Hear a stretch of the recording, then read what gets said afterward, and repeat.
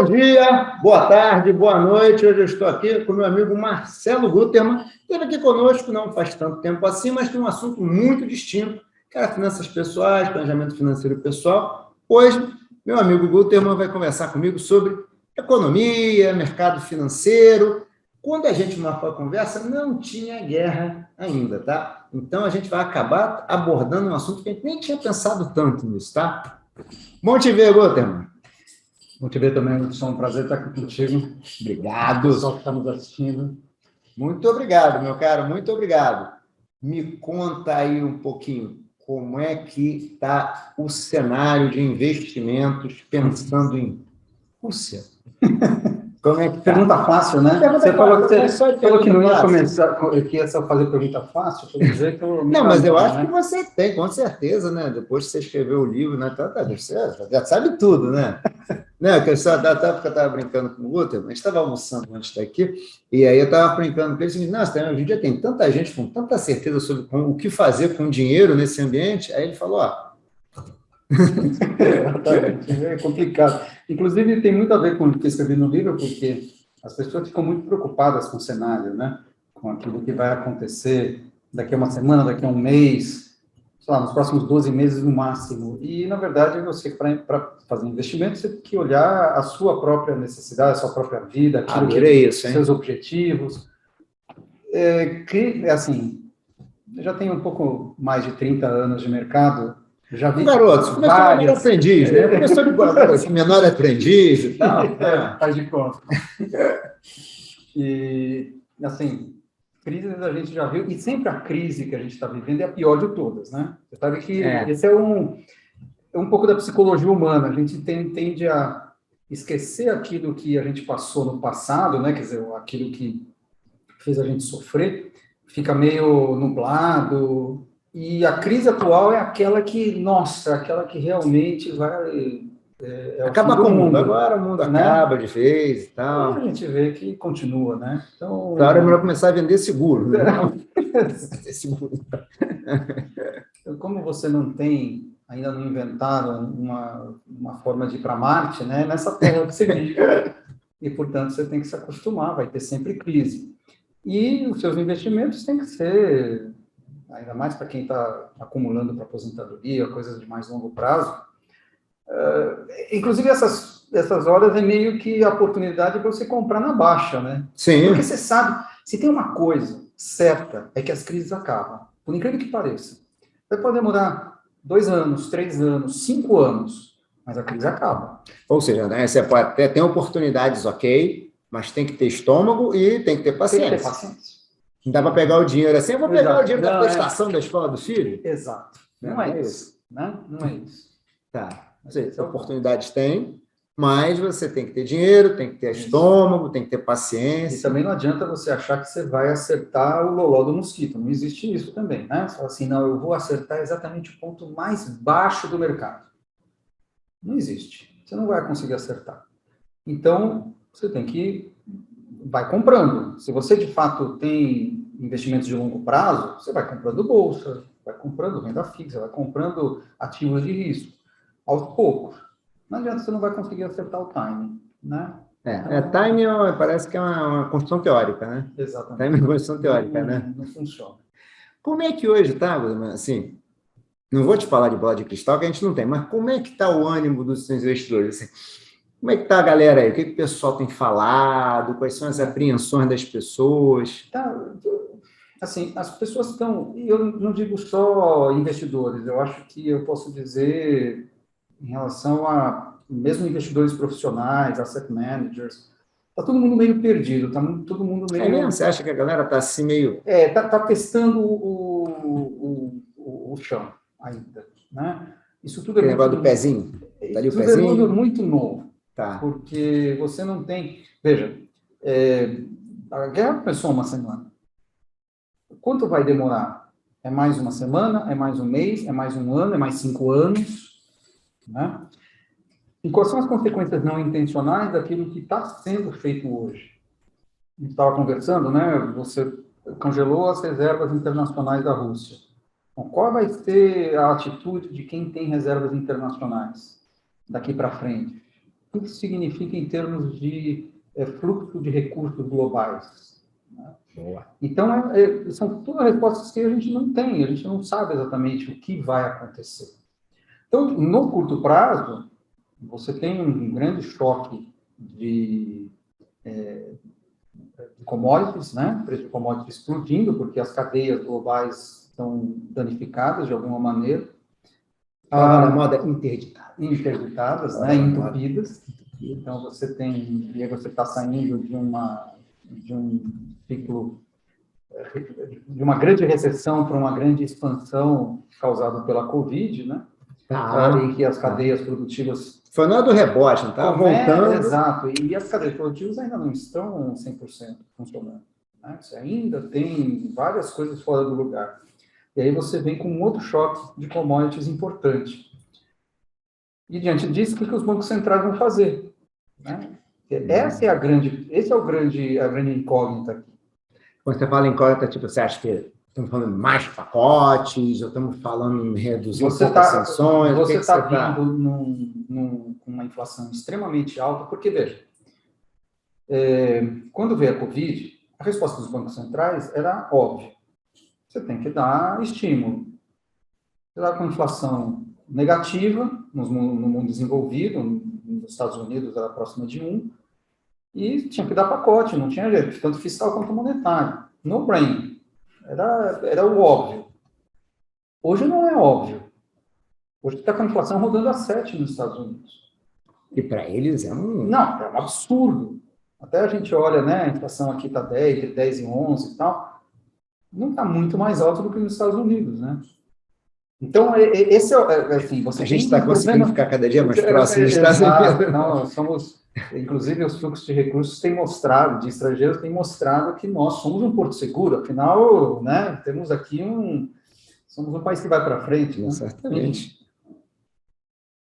Então, a resposta dos bancos centrais hoje não é nada óbvia. O Banco Central americano estava já com o dedo no gatilho para começar a subir taxa de juros. Bom, e agora? Você tem um choque de commodities que é contracionista. Vai causar uma desaceleração da atividade econômica. Quando a gente fala de commodities, está incluindo o petróleo aí também? Petróleo, tá. né, alimentos e tudo mais. Metais, né, de maneira geral. Contracionista e inflacionário, né? Sim, exato. E aí? O que o Banco Central faz? Então, isso é um problema do FED, um problema do Banco Central brasileiro, um problema do Banco Central europeu. Quais serão os próximos passos? Então, está todo mundo pisando no terreno para entender. E no meio de tudo isso, você tem um conflito que você não tem o mínimo hint, né? A mínima pista de como vai terminar. De quando e como vai terminar. Então, vamos lá. Quando e como? Vai lá. Porque quando, assim, você está numa situação em que a coisa como hoje está colocada, não tem uma saída honrosa para nenhum dos dois lados, né?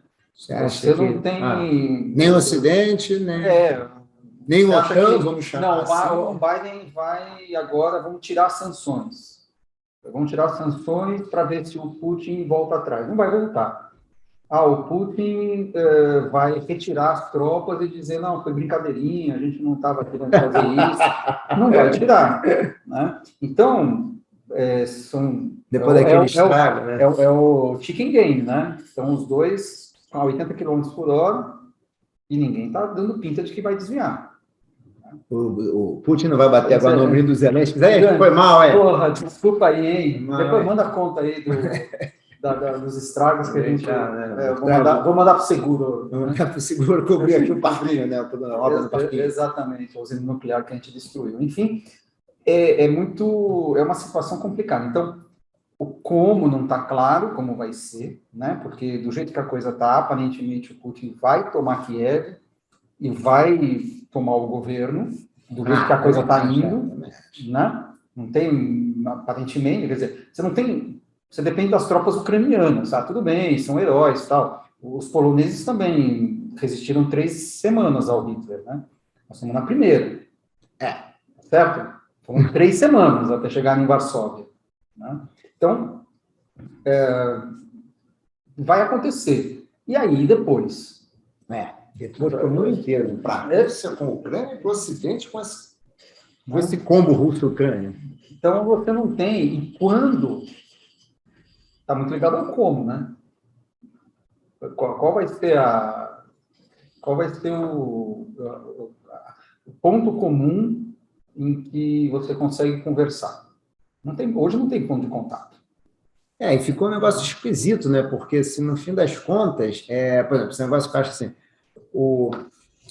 a OTAN, nem botar a OTAN, os países, né, que estão com a OTAN já virou um conflito, né? Os países estão mandando armamentos.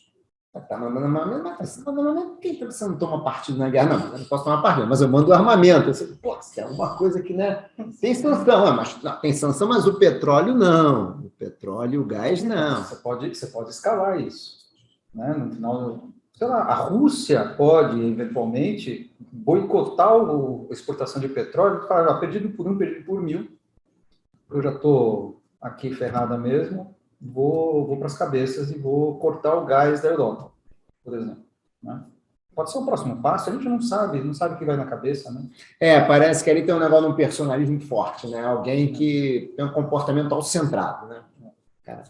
E o que você acha, assim, bom, antes de falar de Brasil, primeiros sinais, assim, da crise, como é que os mercados estão? Como é que eles estão se comportando e o que você tem ouvido falar, assim, sobre, tipo, esse range, de tanto a tanto, eu acho que podem ter perdas de tanto, ganhos de tanto. Os mercados não estão furtando, né? Você não está vendo o circuit breaker em bolsa, por exemplo. Está vendo o real se valorizar. Se desvalorizou aqui na margem nos últimos 2 dias, mas realmente, dada a situação como um todo. Então, aparentemente, os mercados estão se ajustando a uma nova realidade. Eu acho que na questão da taxa de juros é um pouco mais complicado, né? Porque você não sabe o que o Banco Central... Na verdade, eu acho que nem o Banco Central sabe o que vai fazer, né? Então, é muito incerto, né? Essa questão da inflação, para onde vai, como é que o Banco Central vai reagir. Então, eu acho que a questão da renda fixa era um pouco mais complicada. Agora, ativos de risco, de maneira geral, não estão surtando, por enquanto. Você vê a Bolsa Americana caindo, mas ela já estava caindo antes, né? Tem essa impressão, não fez nada assim. Já tinha uma realização por conta das empresas de tecnologia. Enfim, está caindo, mas não é um sell-off gigante, né? Aquela coisa que a gente viu, sei lá, no subprime, por exemplo, né? Ou no início da pandemia. Aquela semana da pandemia foi terrível, março, né? Foi um negócio, porque de fato você tinha ali um evento claramente recessivo. Agora, você está meio que cancelando a Rússia do Concerto das Nações, né? Bom, qual é o efeito disso? Não é muito... É ruim, obviamente, mas qual é a profundidade desses efeitos? Então, eu acho que o mercado ainda está estudando. Mas, por isso que você acha que está deteriorando. Não... Tá. Exato. Os movimentos ainda não são fortes. Pode ser que não sejam em nenhum momento, né? Porque, afinal, você adapta, né? Então, não tem mais petróleo da Rússia. Tá bom. A OPEP vai aumentar a produção. A Venezuela já está né? Enfim, eu duvido um pouco, mas você tem alguns buffers, né? Em que você consegue meio que... O problema do gás para a Europa é mais complicado, de médio prazo se resolve, mas de curto prazo não, né?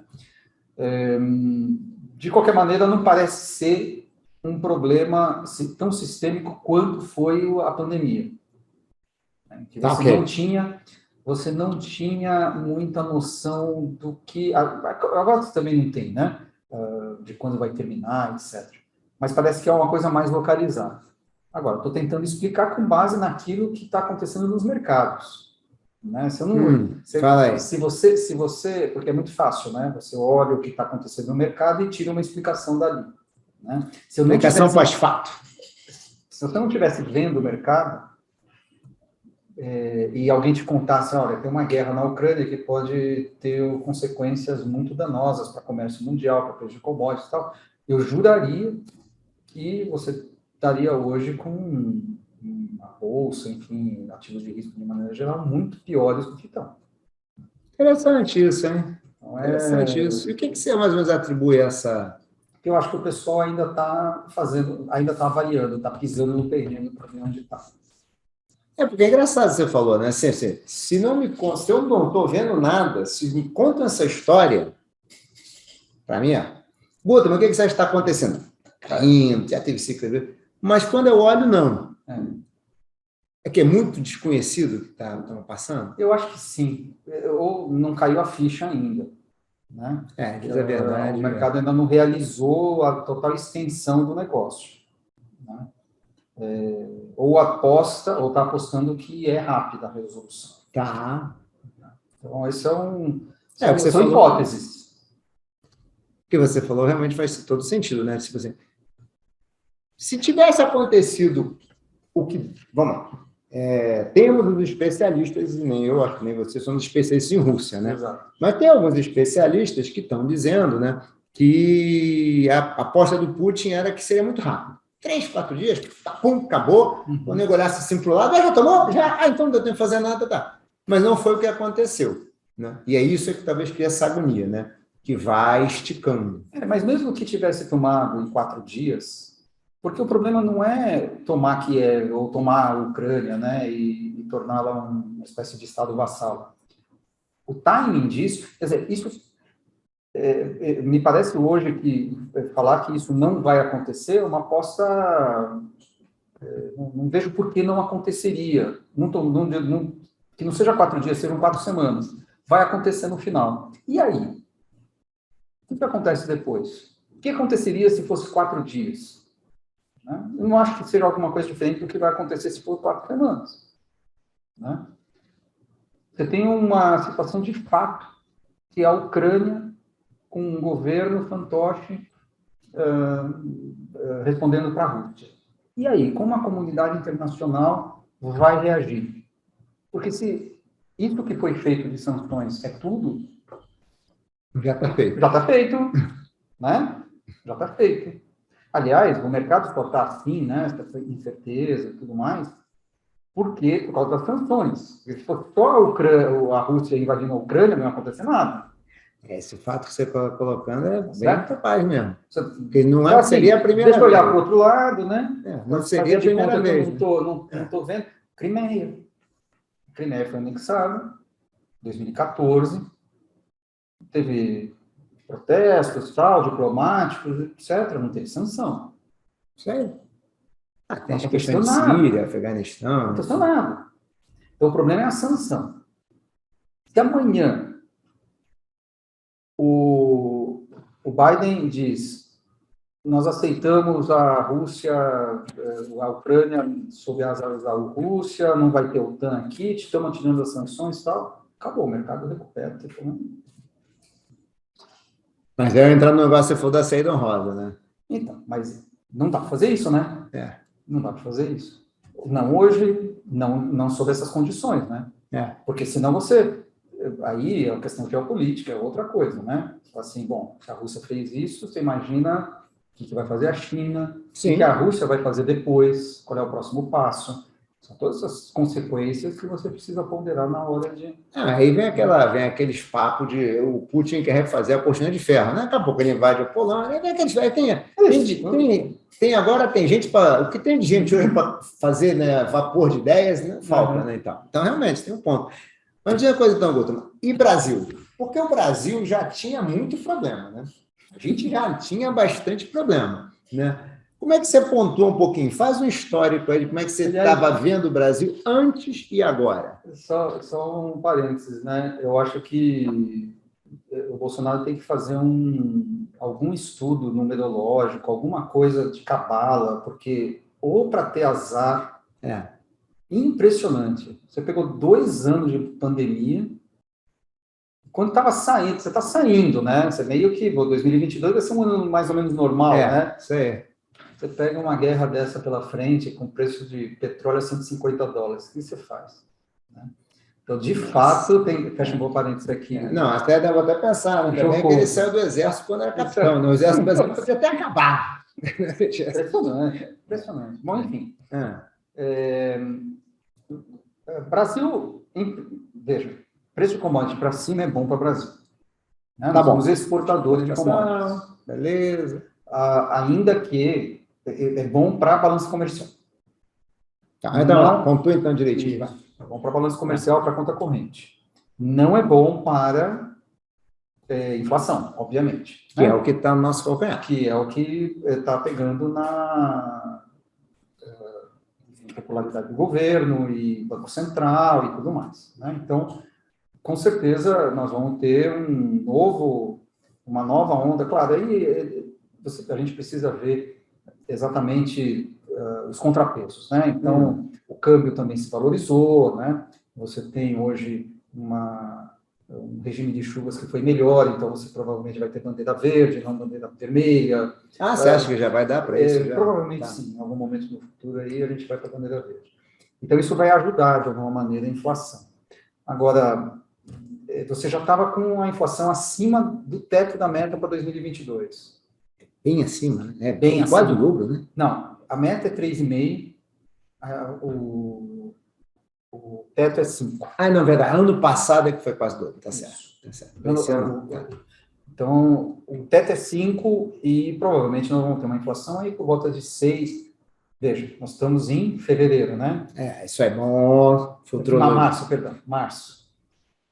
Hoje, aparentemente, vai ser por volta de 6. A depender, porque, veja, esse preço do petróleo nesse patamar, quanto tempo vai ficar aí? Estão falando lá do subsídio, né? Agora a grande conversa. Estão falando do subsídio. Mas não é só isso.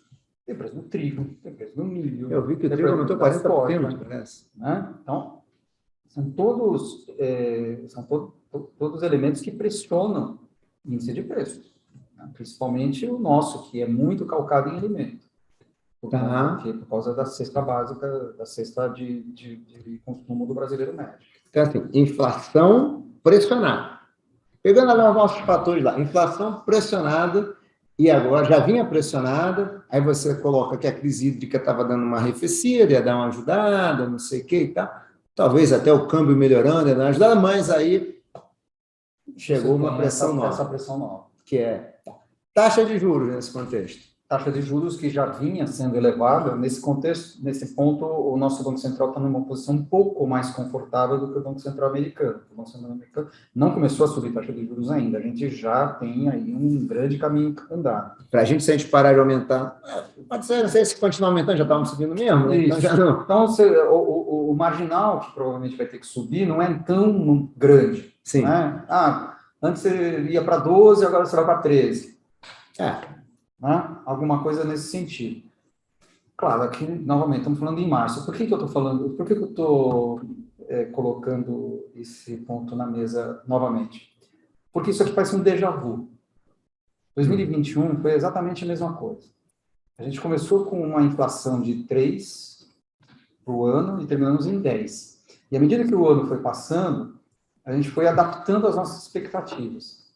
A inflação vai ser 4, a inflação vai ser 5, a inflação vai ser 7, a inflação vai ser 8, e terminou em 10.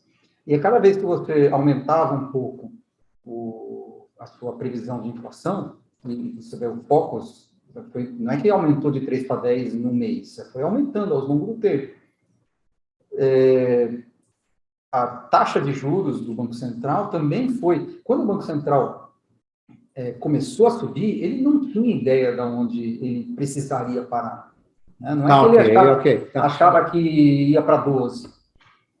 Acho que o plano de voo do Banco Central era 6, né? Porque 6, 7, que seja. Ele estava trabalhando com 3 e pouco de inflação, que seja 4.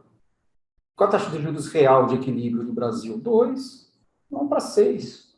Né? Tranquilo, era isso. Pô, nós estamos falando de 13 agora. Se pensar que é inflação de 6, já era para estar 9, já estamos com juros acima do de equilíbrio. Né? Só que, se a inflação não cai, a taxa de juros real, ela não sobe, né? E o Banco Central fazer a lição de casa, ele tem que fazer com que a taxa de juros real suba. Não é a taxa nominal. Ele tem que vencer a inflação. Se a inflação está subindo, ele tem que acompanhar. Ou seja, é possível, a hipótese é mais palatável, né? Mas a inflação vai subir. Porque se ela estava prevista em 6 para o ano, antes desse tumulto, desse conflito, não teria por que ela ficar nos mesmos 6, né? Então, na verdade, estava em 5,5. Tá. Aí você fala assim, vai ser de 5,5 para 6, parece pouco, né? Então, e é difícil você dizer isso. Se é pouco, se é ok, se falta. Porque a gente não sabe aonde vai parar o preço do petróleo, quanto tempo vai ficar. Estão falando de gente fala de $150 o barril. Todo mundo fala o que quer. Né? Isso é maravilha. Língua não tem osso, é muito fácil, né? Mas o problema não é nem quanto vai chegar, o problema é quanto tempo vai ficar lá. Né? Quão permanente é esse choque? Porque uma coisa é você subsidiar o preço de petróleo durante 3 meses, outra coisa é durante 1 ano. Sim. Certo? Haja balanço. Não, ainda tem isso, né? Só fazendo um parênteses sobre esse subsídio do petróleo, né?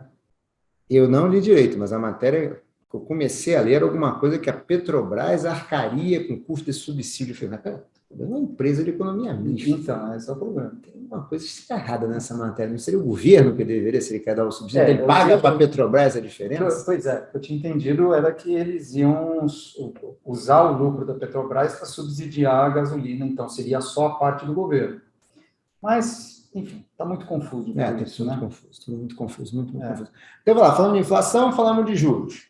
Nesse cenário que você está olhando, aí vem aquela velha história. Como é que fica o painel para navegar os investimentos? Sim, você olha para isso aí, e aí? Investidor, tem que fazer o suitability, a gente vai falar de investidor já. Sim. Agora, pensa na sua posição lá, na asset, e aí, qual é o painel para isso aí? Certamente alguma coisa com um pouco menos de risco, né? Porque você está numa situação menos certa, né? Então, quanto mais incerteza que a gente tem, quanto mais incerteza você tem, menos risco você pode ter, né? Então, acho que é nesse sentido. Tem muito pensamento. Agora, tendo a noção, ou sabendo que você vai estar deixando dinheiro na mesa, porque os ativos já se desvalorizaram. Ou seja, para quem tem estômago, tem coisa boa por aí. Tem, pode ficar melhor ainda. Você falou do time, né? Tem, pode ficar melhor ainda. Você pode comprar achando, nossa, comprei, estava 10, eu paguei 7, depois está 5, né? Exatamente. Tá. Mas nesse cenário, pensando assim numa mesa de investimentos e tal, as pichinchas estão aparecendo. O apetite a risco é suficiente para pegar? Hoje, do jeito que a coisa está? Aí cada investidor tem que se perguntar a si mesmo. Eu tenho uma opinião, mas sou eu. Tá. Para a mesa de operação, cada uma vai ter quando a gente fala de mesa de operação profissional, cada uma tem um mandato. Tá. Né? Você obedece o mandato do cliente. Então, você tem, ou do fundo de investimento que tá gerindo. Né? Então, você continua gerindo. Você vai tentar fazer um giro de carteira. Então, agora a commodities está um pouco melhor. Vamos aumentar aqui commodities. Vamos para a renda fixa. Ou para renda fixa não, perdão. Para empresas do setor doméstico, porque já estão muito descontadas, caíram muito. Né? Então, você vai fazer uma análise dentro daquela classe de ativo. Mas você não deixa de fazer a gestão. Ou seja, a questão que você falou do mandato é importante, né? Tipo assim, se o meu mandato é comprar ação, preciso procurar as ações que estão boas para comprar. E não dizer, vou sair de ação, porque não. Seu mandato tem ação, o cara espera que você compre ações, né? Você esteja posicionado de alguma maneira. Aí você vai fazer o stock picking. Tá. Antes de falar de investidor, vou ter uma coisa que é assim, eleições. Porque tudo isso acontece no mundo num ano em que o Brasil está no processo eleitoral. E um processo eleitoral que todos os analistas são unânimes falar que começou antecipadamente, mesmo para as tradições brasileiras. E aí, como é que você acha? Como é que estava, mesma coisa, como é que estava um pouco a variável, como é que a variável eleições estava pesando nas decisões na tua casa, por exemplo, e como é que estão pesando hoje, assim, nesse novo cenário? Ou até evoluções novas do próprio Brasil em relação a isso. A eleição, ela tem como... A forma como a eleição influencia ou tem influenciado os mercados é basicamente na questão fiscal. Tá. Como o novo governo vai endereçar a questão fiscal. Então, essa é a discussão. E essa discussão ela começou no ano passado com a questão dos precatórios, enfim, o furo do teto de gastos, né? Show de horror, e aquilo que aconteceu justamente trouxe ao valor presente essa discussão sobre as eleições, né? Porque você tem, em tese, teria um governo que é mais ortodoxo contra um governo que é mais heterodoxo, contra um candidato, né? Que é mais heterodoxo. Só que esse governo ortodoxo também, de alguma maneira, meteu a marreta no pilar da disciplina fiscal. Esse governo que era ortodoxo, cara, como é que é o lobo em pele de cordeiro, né? Mas é isso, né? Enfim, e aí é um pouco... Bom, a discussão você tem uma situação em que o novo governo, que vai começar em 2023, vai, de alguma maneira, concordar ou admitir que a situação fiscal ela é grave e se eu não fizer nada, os mercados vão reagir contra mim, deteriorando o preço de ativos e isso é um tiro no pé. Ou seja, a necessidade de um ajuste fiscal ela é auto-implementável. Tá bom. Né? Porque, afinal, o mercado empurra o governo na direção correta. Ou a agenda é a agenda, você tem a agenda heterodoxa, você vai acabar com o teto de gastos, whatsoever, né? Quer dizer, o que quer que aconteça, e o mercado que se adapte. Então, eu acho que essa discussão, né, em torno do fiscal, que trouxe essa discussão das eleições. Acho que aí está a principal, assim, o cerne da questão econômica está aí. Está aqui, exato. Óbvio que tem a questão do crescimento econômico também, né? E, claro, você tem a forma ortodoxa e a forma também heterodoxa de tentar fazer com que o país cresça. Mas falar de crescimento econômico é que nem falar de exercício físico com um cara que está hospitalizado com tubo. Né? Você precisa primeiro tirar o tubo do cara para tentar depois. Então, hoje a gente está na situação do cara que está meio internado na maca ali e tal.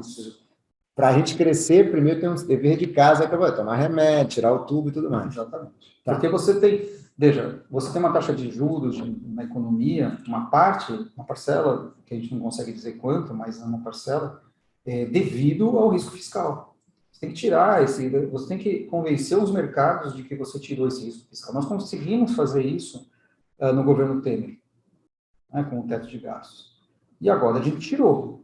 O teto de gastos ainda existe, só mudou a regra. Tudo bem, você só mostrou que a regra pode ser mudada ao bel prazer do governante de plantão. Né? É isso que você demonstrou. Então, precisa endereçar isso. E o mercado hoje não está muito... A bem da verdade, a impressão que eu tenho é que o mercado não está vendo muita diferença entre as duas agendas, ainda que haja, né? Existe uma diferença. Mas, do ponto de vista fiscal, são heterodoxias diferentes. Mas são heterodoxias. É engraçado isso, né? É engraçado isso. Você falou que são heterodoxias diferentes. A gente tem um governo ortodoxo que, no fiscal, tem sido heterodoxo. Basicamente. Você tem... Foi, né? É fato. Né? Pois é. Então... Você quer morrer na frigideira ou assado? Sei lá, acho que as duas mortes são horrorosas, né? Então, por isso que a curva de juros está lá, né? Onde está, né? Tá. Agora, pegando o que você está falando, Guter, mas o problema é o seguinte, eu também tenho essa impressão que você tem, que hoje em dia o mercado, pelo menos na parte fiscal, olha os dois candidatos que estão na frente da mesma maneira, tá? São pessoas que não têm apego, zelo pela questão fiscal. Acham que a questão fiscal ela mais atrapalha do que ajuda. Porque se puder gastar é bom, né? Se puder gastar é sempre bom, né? O que muda talvez é que o candidato, né, que é o Lula, que é o candidato que tem o governo econômico da nova matriz econômica, aposta num Estado propulsor da economia. o que leva a mais gastos ainda, talvez. Uhum. E o outro não aposta nisso, mas parece que também não tem muito apego a se precisar, a gente gasta, né? E fica nessa situação, a gente chega no 2023 com a seguinte questão: por que a taxa de juros cairia, né? Então, por que isso? A taxa de juros real não deve cair, a nominal sim, porque a inflação vai cair, né? Sim, então a taxa nominal, porque a inflação vai cair, porque boa parte do efeito dela foram fatores que foram passando o tempo. Crise hídrica, papapá. Né? Então, como foram fatores conjunturais, eles cessaram e tal. Mas ele está dizendo o seguinte: o Brasil tende a caminhar para um patamar de taxa de juro real que a gente... não vou me lembrar qual foi a última vez que a gente viu um patamar de taxa... Não faz tanto tempo, porque quando teve a recessão lá, 2015, 2016, teve que aumentar a taxa de juros, mas vamos voltar para aqueles patamares ali. Que, na verdade, são os patamares históricos do Brasil. Talvez do plano real para cá sejam patamares que a gente vem vendo, 4%, 5%, 6% real. É mais ou menos. Na verdade, desde a crise de 2008, né? Porque antes disso a gente tinha 10, 12, era maior. Né? De fato, Sim. Né? Sim. Desde a crise do subprime, ela tem sido 7, 6, 5, chegou até 2, né? Nos melhores momentos, tal, mas era mais ou menos desse patamar. Então a gente está dizendo o seguinte: a gente volta para uma taxa de juros real, num patamar aí talvez de 5, 6, não menos do que 4, provavelmente, mas ali naquele, em torno de 5, 6, que é, olhando agora para a perspectiva do investidor, é um desincentivo enorme para você, por exemplo, financiar uma empresa, ser acionista. Sim. De qualquer maneira, a gente já teve essas taxas de juros no passado e o Brasil... É aquela coisa, nós temos um crescimento econômico pífio, um potencial de crescimento econômico muito baixo. Acho que continuará baixo. Essa é a conclusão. Nossa, que coisa. Assim, a gente... Tudo isso... mas quando sair vai ficar a mesma coisinha de sempre. Não é aquele personagem do Coisinha de Jesus. É aquela coisinha de sempre. Você não sai do lugar, fica ali se mexendo um pouquinho, não sai do lugar. Isso é triste, né? Isso do ponto de vista macroeconômico. É assim, hoje, como eu disse, na verdade eu ainda não disse, a eleição de fato não entrou no radar dos investidores profissionais, né? Só essa questão fiscal é que, né, tá sendo, eu acho que não tem realmente uma precificação. Tá. Ainda. E a gente vai, na medida que vai avançando e a campanha vai começar e tudo mais, talvez a gente tenha alguma dicotomia. Eu não estou vendo uma dicotomia como nas outras eleições, né, em que você tinha, de fato, duas agendas muito claras, promessas diferentes, e o mercado elegeu um lado como preferido, né, e reagia mal ao outro lado. Isso foi em todas as eleições passadas. Dessa vez, talvez não seja tão assim. Pode ser que haja uma certa preferência por por outro lado, tal, mas não acho que vai ser tão vincado, tão intenso como foi nas outras eleições, né? Essa escolha. Essa é a impressão que eu tenho. Tá.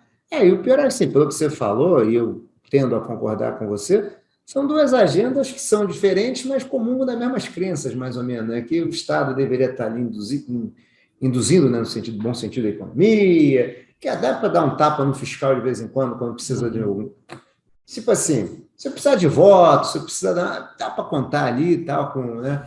No fim das contas, eu acho que a gente tem uma questão séria de governança ali também, né? Acho que teve um desarranjo de governança, de qualidade de governança na administração pública brasileira, que não é desse governo, já vem de algum tempo já, de que essa de confusão, né? De que o fiscal está aí, de repente, não é uma preocupação de país, é uma preocupação de governo. O governo pode usar ou não o fiscal para se perpetuar. Né? Não é uma questão, o país precisa ter uma situação fiscal para que ele possa crescer. Exato. Talvez que a gente brinca, né? Que a visão, para crescer tem que crescer comigo, não? Para crescer comigo eu tenho que ficar aqui, não preciso usar o fiscal, porque senão eu vou deixar para outro cara, não vai fazer. Né? Fica um pouco nessa situação. Né?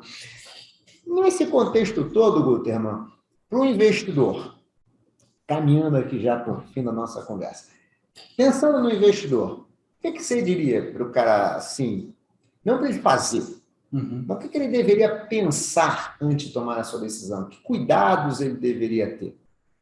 Então, essa é o investidor é um ente que não existe, né?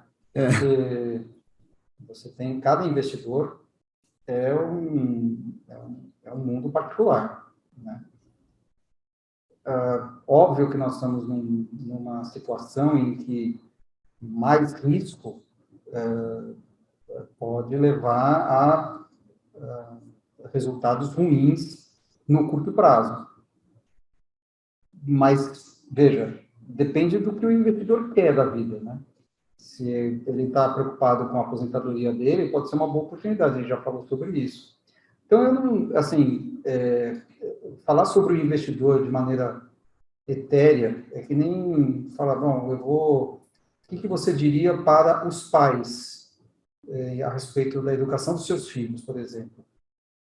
Putz, cada pai tem, assim, seja bom, né? Porque o resto... Tem amor, traz Tem amor, carinho. exato, Tenha cuidado, faça a sua lição de casa, tenha um plano de investimento. É isso que o investidor tem que olhar. Porque se eu for dar aqui uma receita de bolo, vai servir para um, para dois, não vai servir para todo mundo. Ah, sim. Não, por isso que eu te falo, quais são os cuidados que ele tem que ter, porque o que cada um vai fazer... Não reagir de maneira intempestiva, né? Mudar completamente a sua carteira com base num receio. Não, agora eu vou tudo para Bitcoin porque... para ouro, né? Para não falar de Bitcoin. Vou tudo para ouro, eu vou tudo para imóvel porque as dívidas vão tudo virar pó. Cuidado com essas grandes movimentações de carteira, né? Porque isso normalmente acaba em desastre, né? Você não consegue adivinhar o que vai acontecer. Não, com certeza. Aliás, quem diz que sabe o que vai acontecer deveria ficar com isso, né? Não devia ficar falando para os outros, né? Exato. Se ele sabe, ele ia ganhar dinheiro com isso, né? Vou falar para você o que vai acontecer para você fazer você ganhar dinheiro. E eu, que vou te falar, não ganho. Exato. Parece meio contraditório. Contraditório, né? E se eu falar que eu vou dividir o segredo, eu vou dividir o ganho para dois. Esquisito também, né? Não, mas eu concordo com você. Fernando Guterman, olhar assim, não sei se você pensa nisso, eu, para falar a verdade, também não tenho muito assim, não, porque está difícil, né? Mas assim, quando você olha para o Brasil de longo prazo, né? Você também já está com filho criado e tal. Uhum. O que você acha, assim, hein, de longo prazo, assim, pensando em uma década, 2 décadas? Você consegue ver? Porque eu tenho uma certa dificuldade hoje de ver, sabe? Mesmo quando meu filho nasceu em 2002, eu olhava o cenário assim, que, pô, a casa está bem arrumadinha, o governo chega agora, não sei o que, a gente vai entrar num trend de crescimento aí, talvez 3,5% ao ano, a educação tende a melhorar, porque aí a gente começa a virar um país emergente arrumado. E aí a gente começa... Estamos aqui numa situação que eu sempre me lembro aquela história da pessoa que está na praia, aí vem uma onda, leva um caixote, o cara levanta, leva outro, levanta. Você falou, a gente aqui no Brasil se acostumou, né, às crises. Né? Sempre teve crise, acho que no mundo, né? E o Brasil em especial, né? Emergente, também é maldade dizer que é só o Brasil, né? Emergente, década de 90, era uma crise atrás do outro, não importava se era Brasil, se não era, e tal, a gente olhava para o mundo e ficava assim, que inveja do mundo rico, né? Os caras não tem crise assim, né, e tal, né? Até que 2008 mostrou que, né, estamos ficando parecidos, não necessariamente pelas virtudes, né? A gente está ficando mais próximo. Mas quando você olha assim para frente, você hoje consegue ver uma agenda mais clara, assim? Por onde o Brasil vai crescer? Então, você sabe que nós temos um grave problema, nós seres humanos, né? Temos um grave problema de miopia. Nós enxergamos muito pouco o futuro mais distante. Por mais que a gente tente extrapolar aquilo que vai acontecer, sei lá, daqui a 20 anos, nós somos tão ancorados na nossa realidade que é muito difícil. Estava vendo, eu vou ilustrar com um ponto que não tem nada a ver com esse assunto, mas só para entender o que eu quero dizer.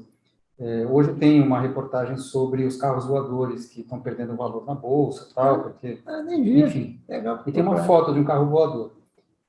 O carro voador é um helicóptero, né? Se você olhar o desenho do carro voador, certamente você já viu, parece um helicóptero. Você tem, né? Não é assim do lado. Isso, não tem muita diferença. Porque assim, os próprios engenheiros, pensa num carro do início do século XX. Era uma carroça com motor. Com motor. Era uma carroça com motor, né? Uma charrete, né? Com motor.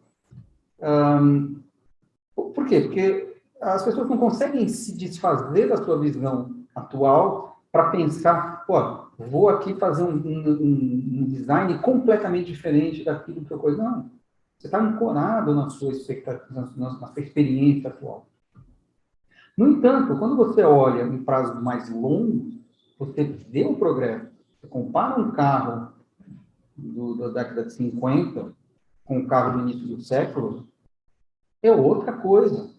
Outra coisa. E o carro da década de 50 com o carro atual, completamente diferente. Né? Então, você, olhando com a perspectiva do tempo, você vê as mudanças. Bom, o Brasil é a mesma coisa. A gente olha para daqui, a gente vê as mazelas atuais, aquilo que está acontecendo, tá?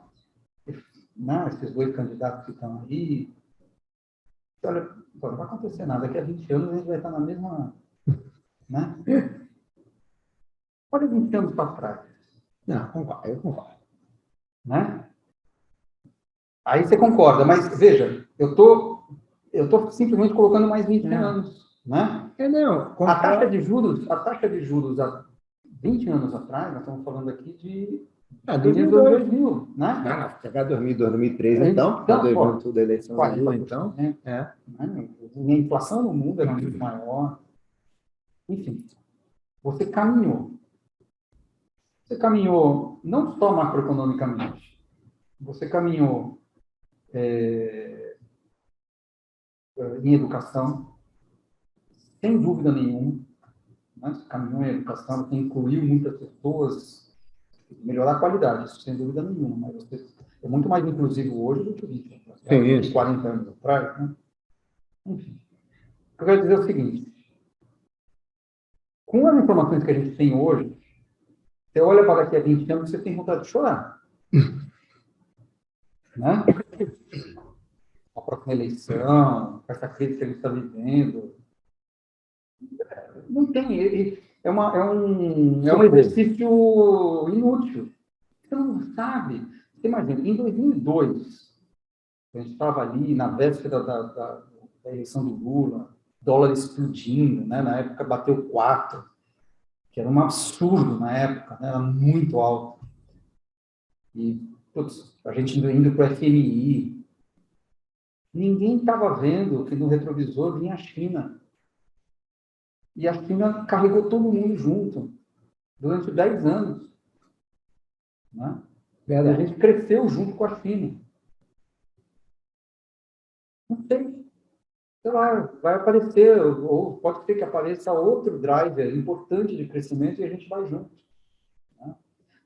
Sempre vai crescer menos do que a gente poderia. Eu acho que esse é que é o ponto. Né? Quando a gente olha assim, acho que o ponto é sempre entre o potencial e a realidade. Né? Exatamente. Acho que você sempre vai crescer menos do que poderia se fizer essa lição de casa. Isso eu não disputo. Acho que é um pouco disso. Né? Agora, você melhorou. E eu acho que a gente vai continuar melhorando. Nesse ponto eu não tenho a menor dúvida. Assim, eu sempre falo para as pessoas mais jovens, né, você não imagina como era 20 anos atrás. Sabe esse negócio de política, não sei o que toma lá da cá? Você não sabe como é que era 20 anos atrás. Quando eu olho essa discussão de urna eletrônica, eu fico com as pessoas também não têm noção de como era na época do papel. Como é da roubalheira. Não tem noção na época do papel. Institucionalmente, né, você vê as reformas institucionais, a gente discutir, para quem é jovem também não sabe, discutir teto de gasto hoje, assim, é uma conquista. Exato. É uma conquista. Não tem dúvida. Né? Há 20 anos atrás, um pouquinho mais, antes do Plano Real, principalmente, né? Antes da lei de responsabilidade fiscal, você gastava, cada eleição era quebrava o banco estadual, não tinha discutido, é uma discussão assim, nossa, estamos discutindo isso, que coisa. Então, eu concordo com você, a gente teve mas é que a gente fica com essa sensação, né? Se tivéssemos feito o dever de casa, nós hoje seríamos um país muito melhor. Sem dúvida. Né? Isso não tem dúvida. Né? Mas, infelizmente, fazer o dever de casa é difícil. Né? Você precisa atingir um consenso que não é fácil. Né? O consenso, às vezes, é empurrado pelas circunstâncias. O Plano Real foi um exemplo, né? Não exatamente a parte heterodoxa do plano, mas a parte mais ortodoxa, que foi o ajuste fiscal posterior, demorou anos, né? Certo. Terminou na lei de responsabilidade fiscal. Na verdade, a gente vem até hoje, né? De vez em quando, né? Isso, nunca tem fim isso. Mas você teve que chegar num determinado ponto de, olha, ou a gente faz isso aqui ou não tem, né? E precisa ter um cara que consiga transmitir a mensagem, precisa juntar essas coisas, essas circunstâncias históricas, né? Não é sempre que acontece. Dizem que o Brasil, né, tem uma dessas historinhas de mercado. O Brasil caminha até a beira do precipício sempre, né? Quando ele vê que está na beira do precipício, ele... Ixi, vamos dar um jeito nisso, né? Diferente de alguns outros países. Alguns hermanos aí que se jogam, né? Tá certo. Guterman, parabéns mais uma vez, porque como sempre conversar contigo é ótimo, uma pessoa de uma cabeça, uma luz, assim, uma visão de mundo muito boa. Muito obrigado mesmo por estar aqui. Parabéns por você. Teu espírito está sempre estudando, sempre trazendo coisas, sempre trazendo bons pontos para a discussão. Super obrigado. Eu que agradeço aí a tua paciência e o teu convite. Eu que agradeço, meu amigo. Obrigado, hein?